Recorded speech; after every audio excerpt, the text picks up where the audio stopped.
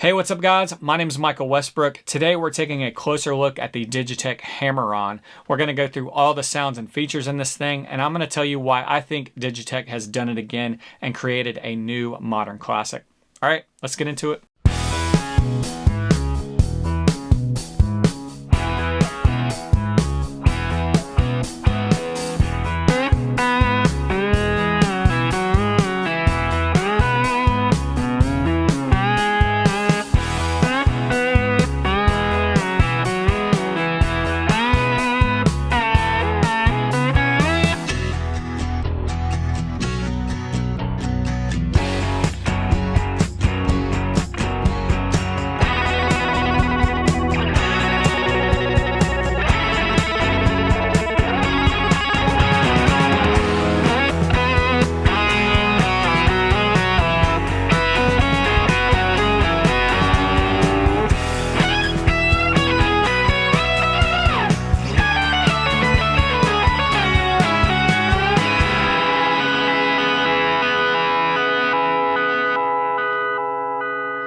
The Hammer-On has lots of great tones, a lot of flexibility, and a lot of available expressiveness that is built into this thing. It definitely feels like a big step forward for Digitech and their pitch shifting legacy. But one of the cool things to me, on top of just all of the new sounds that we're getting, is that we have access to some of those classic Digitech tones that we know and love. Sounds that we found in the original Whammy I, or the drop pedal, or even the more modern Whammy 5.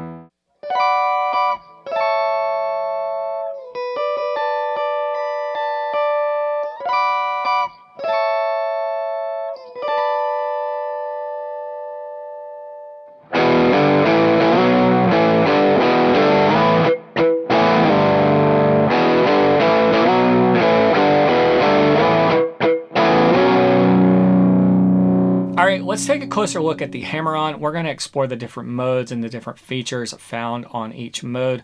Obviously, I can't cover everything or everything you could do with these different sounds, but I think that that's one cool thing about this pedal. I think its unique approach to pitch shifting is really going to allow people to use this incredibly creatively and come up with some really cool stuff. All right, so first we're going to start with the Hammer-On mode. This would be kind of the, staple sound of this pedal, as the name infers. This essentially is going to take the pitch that we play and then instantaneously pitch shift it to whatever we would like. So I'm going to play a low E note on the guitar, and then you'll hear what it does here.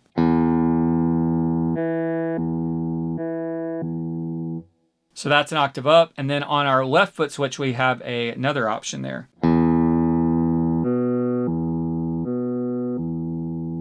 So that's up a fifth. Now we can change that by using this dial and going to any other that we would like. Let's go an octave down. If I wanted to change this pitch, then I would hit this pitch, and then now instead of an octave we can go up a fifth. So here's what that would sound like. All right, now the other options that we have in this mode are we can add the dry signal so that it becomes an instantaneous harmony rather than just changing the note. So again, if I hit a low E, we've got both notes there. Now, obviously, this is a lot easier to do when you're using your feet to do it. It's kind of hard for me to play and use the pedal at the same time, but I at least want to give you guys an idea of what each mode does so we can talk through it. The other thing that we have on this mode is that we can add the trill. We're going to take that dry off.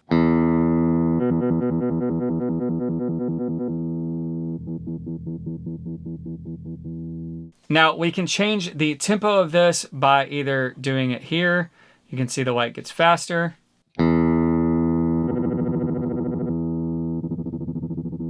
Now, one way that I like to dial it in is to hold that foot switch down, and then you can turn the knob and kind of hear it as you're dialing it in.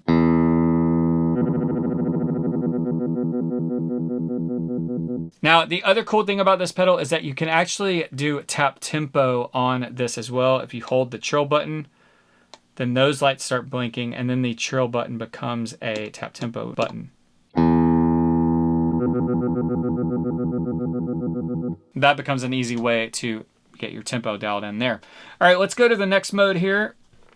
We'll turn Trill off. So this is the impossible mode, and this is essentially similar to the hammer-on mode, but we are going, it's a momentary switch that goes between two different pitches. So here's what that would sound like. Again, I'll just hit a low E note.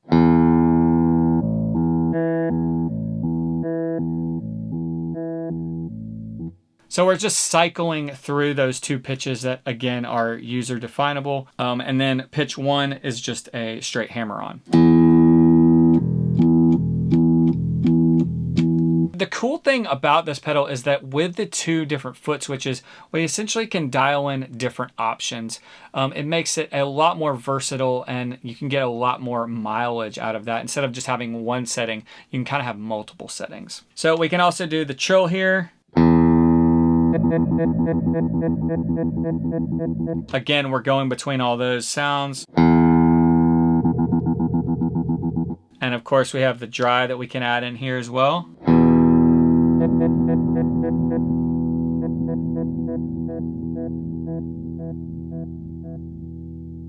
All right, so let's go to our next mode. This is a sequence mode. Now there is a lot in this mode because not only is it kind of similar to the impossible mode where we can get those sequencer type sounds, but we can also use this to either drop tune our guitar or essentially capo it. So here's what that would sound like. We're gonna turn the dry off. Let's see what we got here. So as you can see, this is not a momentary switch. This is a latching switch. So here I have tuned my guitar down an octave.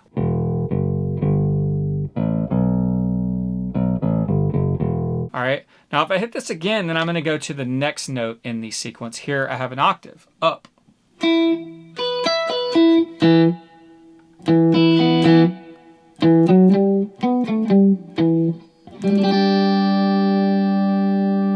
See, great tracking with chords there. I'm playing a G chord and it's kind of grabbing all those notes.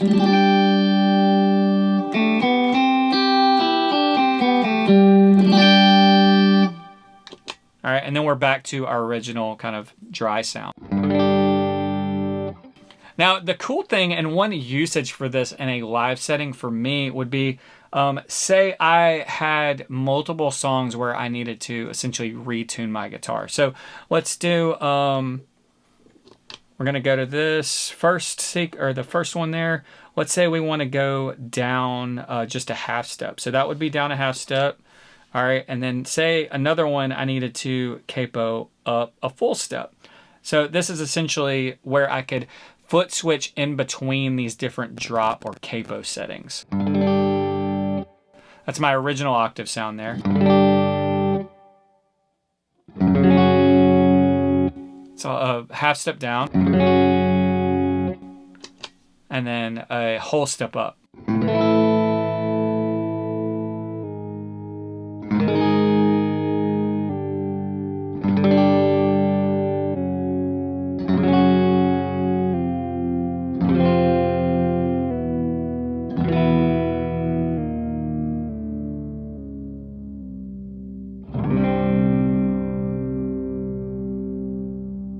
So again, a lot of live usage right there. Just being able to switch in between those different settings.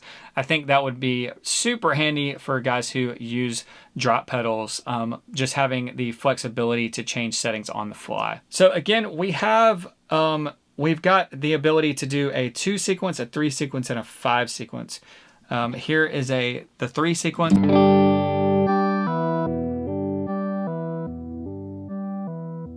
Now, obviously, you can footstep through those, you know, step on the switch to cycle through those, but we can also hit the Trill button and then it will do it on its own.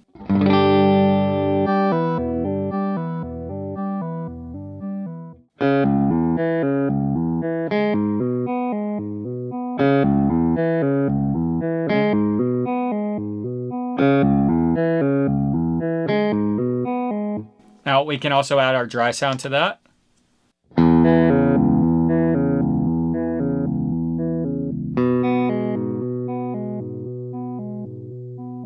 All of these different intervals are, you know, user selectable, right? So you could go through and make different sequences, tweak the different pitches that it's shifting to get all kinds of sounds. We'll go to the next mode, which is the 5 sequence here.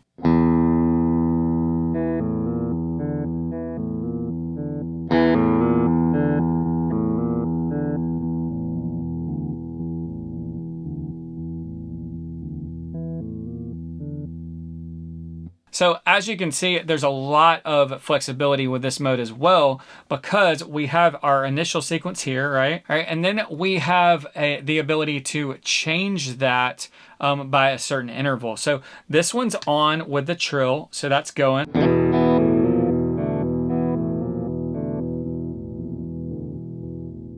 And currently as it's set, when we hit that left foot switch and this is not running, then we just get that octave down.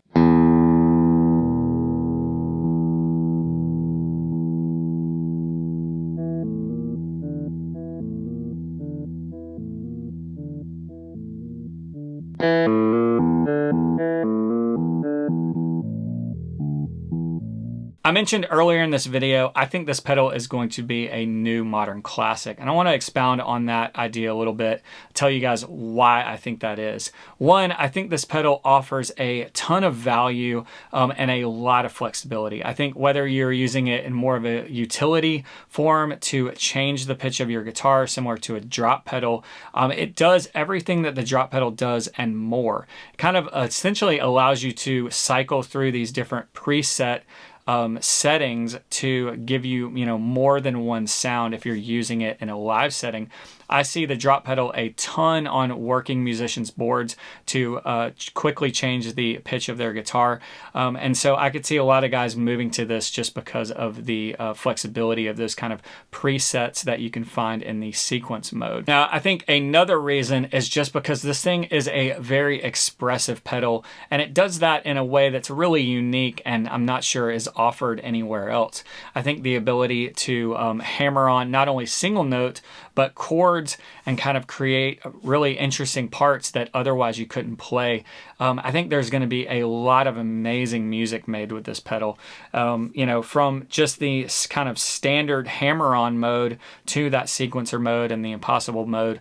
All of these things are things that we haven't really seen in a guitar pedal format, especially one of this size and simplicity. There are players like Tom Morello who took the original Whammy and really incorporated it into his style, kind of made a really unique style and kind of made a signature sound of his own. And I could definitely see players doing that with the hammer-on pedal. I think that it offers a really unique approach to pitch shifting, a really expressive and creative way to approach different types of parts or different sounds. I think Digitech has packed a lot into this thing. It offers great utility sounds to kind of retune your guitar, offering polyphonic pitch shifting as well as the classic Whammy pitch shifting type tones. But then we also have this creative element that I think a lot of people are going to have fun with and really create some interesting music with.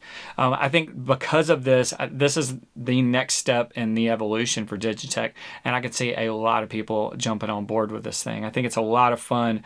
It's definitely a pedal that I'm still learning how to play because it is like another instrument, or at least an extension of your instrument. You're playing and then you're using your feet to kind of hammer onto different pitches and, learning the timing of it and the feel of that and how that works with what you're playing. It definitely has a learning curve in that aspect as far as learning how to play the pedal, but I think that it's a lot of fun and offers a lot of options for creating things in the future. That's going to do it for this one. If you made it this far, as always, thank you for watching. Big thank you to Digitech for sending the Hammer-On out to me. I've had a ton of fun with this pedal, and I'm looking forward to using it and getting to know it even more. All right, until next time, I'll see you out there.